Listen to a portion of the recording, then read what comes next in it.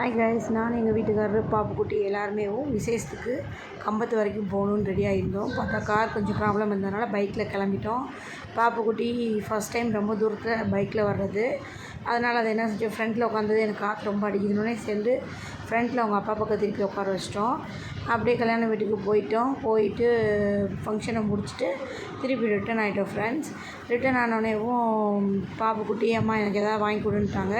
சரி, பக்கத்தில் இருக்கிற ஏதாவது ஹோட்டலில் நிப்பாட்டோம் அப்படின்னு சொல்லிட்டு நிப்பாட்டினோம்.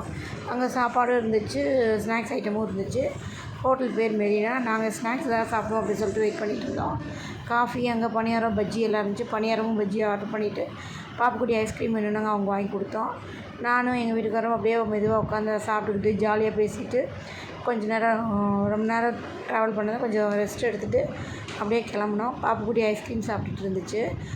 ஹோட்டல் வந்து நல்லாவும் இருந்துச்சு, ஹைஜீனிக்காகவும் இருந்துச்சு, டேஸ்ட்டாகவும் இருந்துச்சு, விலையும் கம்மியாக இருந்துச்சு. இந்த கடை வந்து கம்பம் டு மதுரை பைபாஸில் இருக்குது. யாராவது வந்தால் மறக்காமல் போய் டேஸ்ட் பண்ணி பாருங்கள். ஓகே ஃப்ரெண்ட்ஸ், பாய்.